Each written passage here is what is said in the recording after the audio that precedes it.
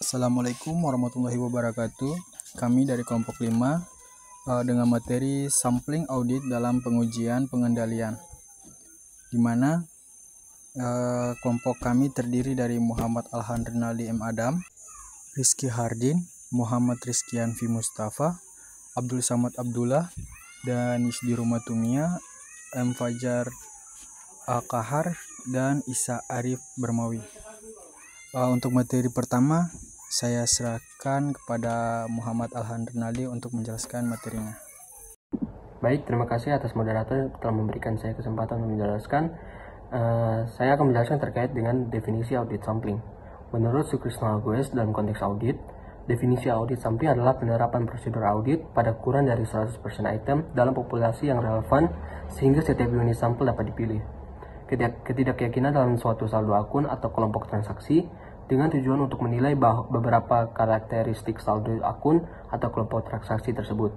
Fakta bahwa audit menggunakan sampling juga diberitahukan kepada pengguna laporan keuangan dengan kalimat suatu audit meliputi pemeriksaan atas dasar pengujian yang terdapat pada paragraf ruang lingkup laporan audit. Jadi maksudnya audit sampling adalah proses memilih dan menguji sebagian item dari populasi untuk memperoleh bukti audit yang memadai dan relevan guna menarik kesimpulan tentang keseluruhan populasi.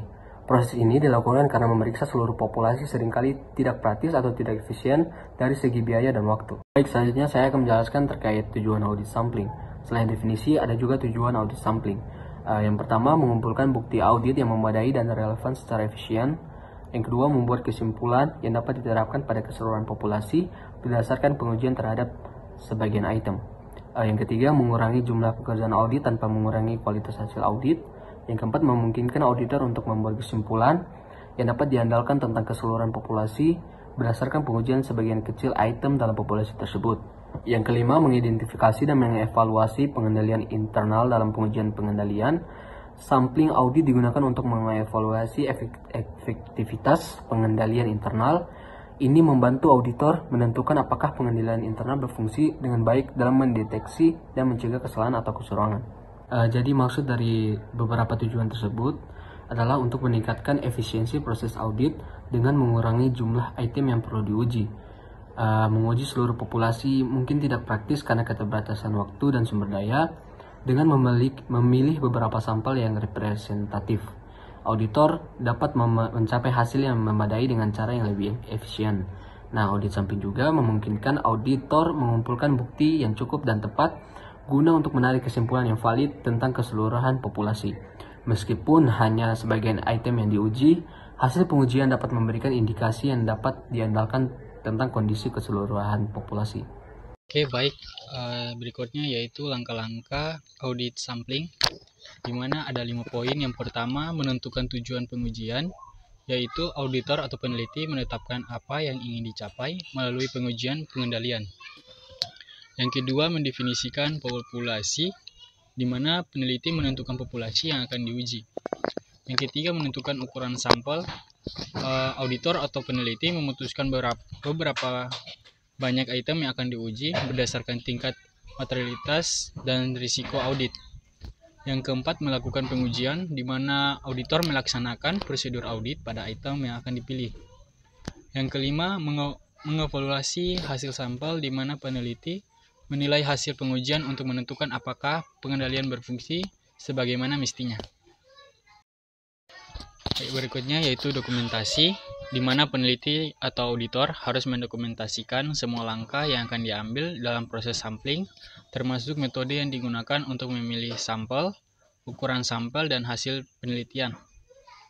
Penggunaan audit sampling memungkinkan auditor untuk membuat kesimpulan yang dapat dipercaya mengenai efektivitas pengendalian internal tanpa harus memeriksa setiap transaksi, sehingga efisiensi dan efektivitas audit meningkat. Ya, baiklah, terima kasih kepada moderator telah memberikan saya kesempatan. Di sini saya akan membahas tentang definisi pengujian dan pengendalian. Pengujian pengendalian menurut Sukrisno Agoes adalah proses yang dilakukan oleh auditor untuk mengevaluasi efektivitas desain dan operasi pengendalian internal suatu entitas.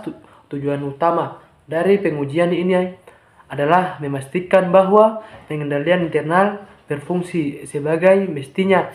mestinya untuk mencegah atau mendeteksi dan memperbaiki kesalahan atau kecurangan yang signifikan dalam laporan keuangan. Selanjutnya saya akan membahas tujuan pengujian pengendalian menurut Sukrisno Agues. Yang pertama, mengevaluasi desain pengendalian internal, memastikan bahwa pengendalian yang dirancang sudah memadai untuk mengatasi risiko yang diidentifikasi. Yang kedua, mengevaluasi efektivitas operasional pengendalian, memastikan bahwa pengendalian diimplementasikan dan dijalankan dengan efektif dalam operasi sehari-hari. Yang ketiga, mengurangi risiko kesalahan material, mengurangi risiko bahwa laporan keuangan mengandung kesalahan yang material dengan memastikan bahwa pengendalian internal berfungsi dengan baik. Yang keempat, menyediakan dasar untuk pengujian substantif. Hasil pengujian pengendalian digunakan untuk menentukan sifat, waktu, dan luasnya prosedur audit substantif yang diperlukan. Prosedur pengujian pengendalian. Langsung saja, menurut Sukrisno Agues, prosedur yang dapat digunakan dalam pengujian pengendalian meliputi ada 4, yaitu yang pertama, wawancara dan observasi. Di sini auditor melakukan wawancara dengan personil terkait dan mengamati langsung pelaksanaan pengendalian untuk memahami bagaimana pengendalian diimplementasikan dan dijalankan. Yang kedua yaitu inspeksi dokumen, memeriksa dokumen dan catatan untuk memastikan bahwa pengendalian telah diterapkan sesuai dengan prosedur yang ditetapkan, misalnya memeriksa bukti otorisasi dan persetujuan. Yang ketiga yaitu re-performance atau pengulangan. Di sini auditor melakukan ulang proses, yaitu prosedur pengendalian untuk memastikan bahwa pengendalian berfungsi sesuai dengan apa yang diharapkan. Yang keempat dan yang terakhir yaitu pengujian transaksi. Memeriksa sampel transaksi untuk memastikan bahwa pengendalian telah diterapkan pada transaksi tersebut. Ini termasuk memeriksa apakah transaksi telah diotorisasi, dicatat, dan dilaporkan dengan benar. Contoh pengendalian yang diuji. Contoh pengendalian yang diuji, pengendalian preventif. Contoh pengendalian preventif termaksud prosedur otorisasi. Sebelum transaksi dilakukan, pembatasan akses ke sistem internal dan pemisahan tugas. Pengendalian detektif. Contoh pengendalian detektif termaksud rekonsiliasi akun, pemeriksaan utang laporan keuangan oleh pihak yang independen, dan audit. Internal pengendalian korektif. Contoh pengendalian korektif termaksud prosedur untuk mengoreksi entry jurnal yang salah dan tindakan perbaikan berdasarkan temuan audit internal. Sekian presentasi dari kelompok kami. Saya tutup. Wassalamualaikum warahmatullahi wabarakatuh.